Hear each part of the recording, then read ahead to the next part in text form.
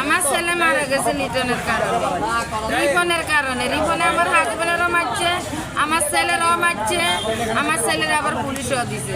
আবার আমার চট্টগ্রামের কর্নেলহাট বিএনপি অফিসে ডেকে নিয়ে রাকিব নামের এক যুবককে নির্যাতনের অভিযোগ উঠেছে। নির্যাতনের পর পুলিশের কাছে সুপর্দ করে আদালতের মাধ্যমে কারাগারে প্রেরণ করে। 5 দিন কারাভোগ করে অসুস্থ হয়ে পড়লে তাকে চট্টগ্রাম মেডিকেল কলেজ হাসপাতালে নেওয়া হয়। সেখানে চিকিৎসাধীন অবস্থায় তার মৃত্যু হয়।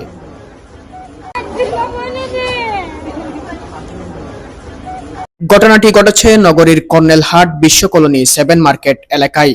গত বুধবার রাত আনুমানিক 9 ঘটিকায় নিহত রাকিবকে 5 থেকে 6 জন ছেলে মায়ের সামনে থেকে কথা আছে বলে ডেকে নিয়ে যায় 7 মার্কেটে অবস্থিত বিএনপির অফিসে।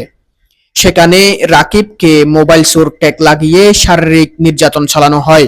পরে তার কাছ থেকে মোটা অঙ্কের টাকা দাবি করা হলে 30,000 টাকা পর্যন্ত সে দেওয়ার জন্য রাজি হয়। দাবিকৃত টাকা সম্পূর্ণ দিতে না পারায় তাকে মারধর করে মোবাইল চোর ট্যাগ লাগিয়ে পুলিশের হাতে তুলে দেয়। আদালতের মাধ্যমে কারাগারে পাঠালে সেখানে তার শারীরিক অবস্থার অবনতি ঘটে। জি, আমাদের এলাকায় দীর্ঘদিন না, ওর বয়স কম, ওর এখনো ওই বয়স হয় না যে রাজনীতি করবে। বয়সও খুব কম, 15 থেকে 16 বছর ওর বয়স।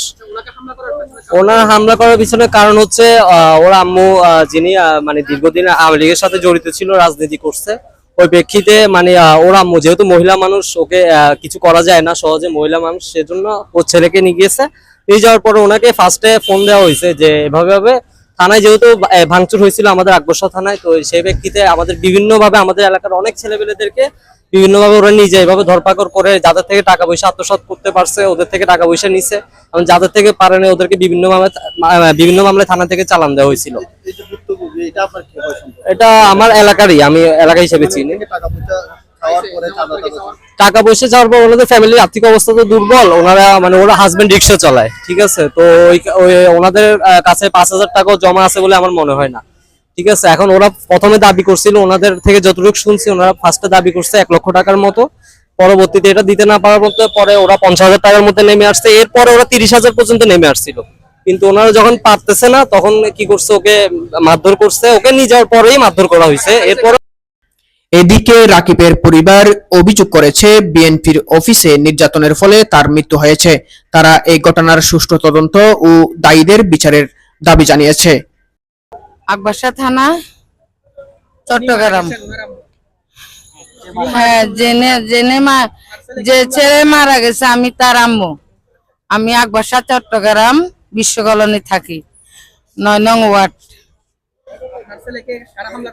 আমার ছেলের সন্ধ্যা 6টা আমার ছেলে বাসায় ছিল, ভাত খাইছে, ভাত খাই 9টা বাজে বাইরেছে। বাইরেবার পরে লিটনে আমার ছেলের ডাকে নিছে। এটা বুধবারে রাত্রে 9টা, বুধবারে রাত্রে 9টায় ডাকে নিয়ে ওরা ডাইরেক্ট লিটনের কি অফিস আছে বলে, লিটন 7 মার্কেটের দলীয় নেতা না কি নেতা আমি বুঝি না, কোন বিএমপি করে কি কোন বিএমপি করে আমি জানি না। ওরা কোনোদিন আমি বিশ্ব কলোনি দেখিও নাই, এ এখন নেতা হয়েছে, বুঝছেন। আমি মারধর করি, সুরের অপবাদ দি, রাজনীতির হামকি তুমকি দি আমার ছেলের মারধর করি। যখন আমি গেছি আমার ছেলের দূরে করি, রুবেলে সিগনেচার দিছে, রিভনে সিগনেচার দিছে, লিটনের সিগনেচার দিছে, দি পুলিশ ডাকি আমার ছেলেরে তুলে দিছে বুধবারের রাত্রে। এই বিষয়ে চট্টগ্রাম কারাগারে যোগাযোগ করা হলে তাদের সাথে যোগাযোগ করা সম্ভব হয়নি।